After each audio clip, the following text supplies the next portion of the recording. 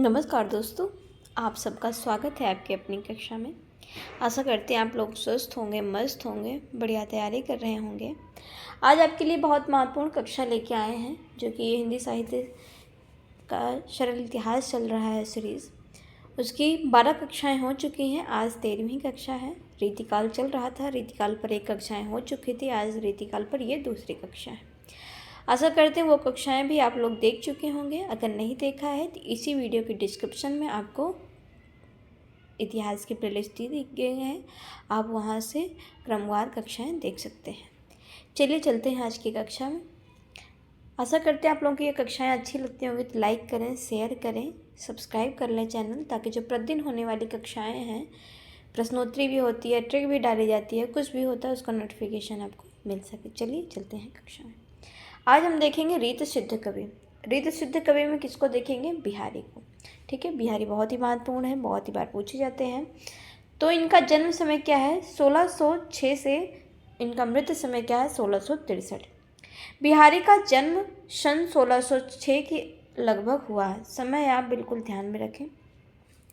शुक्ल जी का अनुमान है कि वे 1663 तक विद्यमान रहे हैं।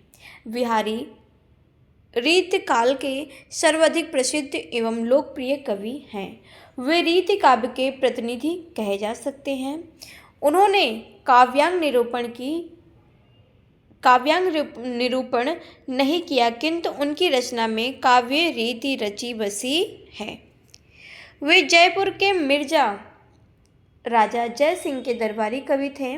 वहाँ उनका काफ़ी सम्मान था। बिहारी की यश के आधार पर सतसई है, जो इनकी रचना है बिहारी सतसई। बिहारी को इसी रचना से, इनको यश का सबसे आधार इसी रचना से मिला, और एक ही रचना ही है। ठीक है, इतना कम लिखकर इतनी अधिक यश कम साहित्यकारों को ही मिला होगा। बिहारी सतसई की लोकप्रियता का यह हाल है कि इनकी 50 टीकाएँ लिखी जा चुकी हैं। तो बिहारी सतसई पर बहुत ही टीकाएँ लिखी जा चुकी हैं, मतलब यहाँ ये जिक्र कर रहे हैं 50 टीकाएँ इस रचना पर लिखी जा चुकी हैं। और यह काम अभी बंद नहीं हुआ है। बिहारी मूलतः श्रृंगार के कवि हैं, यद्यपि उन्होंने भक्ति और नीति के भी मार्मिक दोहे रचे हैं। बिहारी के श्रृंगारी दोहों में सामंती जीवन का वैभव विलास ही नहीं चित्रित है, वे सामान्य गृहस्थ के दैनंदिन जीवन के भी सरस चित्र खींचते हैं। देवर, भाभी, जेठ, ननद, सास, पड़ोसन, वैद्य, ज्योतिषी, खेत, बाग, सरोवर, सब के संदर्भ में श्रृंगार के चित्र खींचते हैं। बिहारी का विषय सीमित है, लेकिन आधार फलक सीमित नहीं है। श्रृंगार अन्य प्रकार के मनोविकार से टकराता नहीं, इसलिए संकीर्ण लगता है। बिहारी बहुत बहुज्ञ थे। उन्होंने अपनी विस्तृत जानकारी का उपयोग अपनी रचनाओं में किया है। एकाध दोहों में उन्होंने सामंतों को ठीक मार्ग पर चलाने या नीति के पालन का उपदेश भी दिया है। बिहारी अनुभवों के विधान से भाव की व्यंजना में निपुण हैं। ठीक है, यह उनका प्रिय कौशल है। इसके लिए वे नायक नायिकाओं की चेष्टाओं का वर्णन निहायत सधे ढंग से करते हैं। इस बहुचर्चित दोहे में उनका यह निपुणता देखी जा सकती है। तो कैसे उनकी दोहों में क्या निपुणता थी, क्या सरसता थी, वो हम नीचे देखते हैं दोहे में।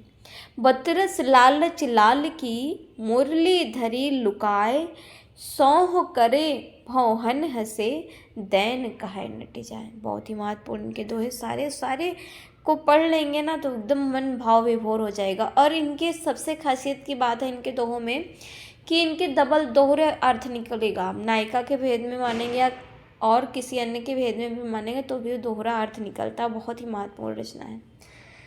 आगे देखते हैं। लेकिन बिहारी जब काव्य रूढ़ियों की सहायता से वस्तु व्यंजना के लिए चमत्कार दिखाने लगते हैं, तब वे केशवदास के बहुत सम्मान लगते हैं। ऐसे दोहों की अतिशयोक्त मार्मिकता नहीं उत्पन्न कर पाती, अविश्वास या विनोद की वस्तु बन जाती है। बिहारी के एकाध दोहे ऐसे भी हैं जो उनके अनुरागी चित्त की सहज अभिव्यक्ति है, जैसा यह दोहा। देखते हैं कैसे उनके चित्त की सहज अनुभूति अभिव्यक्ति की गई उनके दोहे से।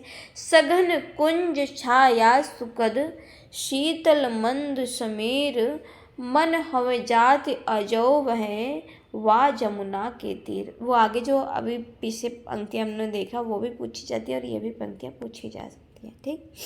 लेकिन यह निरालंकृति बिहारी के यहाँ दुर्लभ है। विमूलता उस दरबारी विदग्धता के कवि हैं जो उस समय हिंदी और उर्दू दोनों भाषाओं के साहित्यों के सामान्य आश्रित कवियों की यहाँ मिलती है। आगे देखते हैं अगले कवि को, हम देखते हैं देव। बहुत ही महत्वपूर्ण है देव। देव का समय क्या है? जन्म समय 1673 से और मृत्यु समय 1767। देव का जन्म 1673 में हुआ, इनकी मृत्यु का समय 1667 के आसपास माना जाता है। ये अनेक आश्रयदाताओं के यहाँ रहे हैं और इन्होंने उनकी रुचि के अनुकूल रचनाएं की हैं। इनके रचे ग्रंथों की संख्या काफ़ी है, उनमें से कुछ इस प्रकार हैं: भाव विलास, भवानी विलास, रस विलास, सुख सागर तरंग, अष्टयाम, प्रेम चंद्रिका और काव्य रसायन। सारी रचनाएं इनकी मोस्ट हैं, पूछी ही जाती हैं, चाहे इनकी रचनाओं का क्रम पूछा जाता है, चाहे इनकी रचनाओं को मैच करने के लिए पूछा जाता है। तो ठीक है, जिसमें से काव्य रसायन तो बहुत पूछा जाता है, ठीक है, और सुख सागर तरंग भी पूछा जाता है, रस विलास भी पूछा गया है, प्रेम चंद्रिका भी, आगे और सब देख सकते हैं, ठीक। आगे देखते हैं। देव रीति काल के श्रेष्ठ कवियों में से हैं। इनकी तुलना बिहारी से भी की गई है। बिहारी बड़े की देव, इसे लेकर हिंदी आलोचना में काफ़ी लिखा गया है। देव ने भी लक्षण ग्रंथ लिखे हैं, अतः इन्हें भी रीतिकाल के आचार्य कवियों की कोटि में रखा जा सकता है। किंतु देव मूलतः आचार्य नहीं कवि हैं। ये आचार्य नहीं है, ये कवि ही हैं। देव में मौलिक रचनाकार की प्रतिभा और सहृदयता प्रचुर मात्रा में थी। लोकप्रियता की दृष्टि से वे बिहारी से बहुत पीछे नहीं हैं। देव की काव्य भूमि बिहारी से कहीं अधिक व्यापक है। उन्होंने प्रकृति के क्रियाकलापों को देखकर अनेक उत्तम रूपक बांधे हैं। जैसे इस कविता में हम लोग देखते हैं कैसे उन्होंने उत्तम रूप बांधे हैं। बहुत ही महत्वपूर्ण है, ये पंक्ति पूछी जाती है। डार द्रुम पालन बिछौना नव पल्लो के सुमन झूलगा, सोहे तन छवि भारी दे, पवन झुलावे के किकीर बहरावे देव, कोकिल हलरावे हुल सावे करी तारी दे, पूरत पराग सो उतारुर करे राइलोन, कंज कली नाय का लतानी सिर सारी रे, मदन महीप जो को बालक वसंत ताही प्रातः ही जगावत गुलाब चटकारी दे। बहुत ही महत्वपूर्ण है, ये पंक्ति दो शुरुआत की पूछी गई हैं, ठीक। आगे देखते हैं।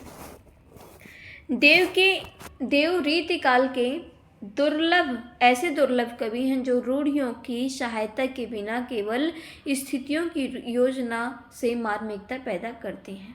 इससे उनकी कविता में नाटकीयता आती है और जिन मनोविकारों या भावों का चित्रण किया जाता है वो साक्षात हो उठते हैं।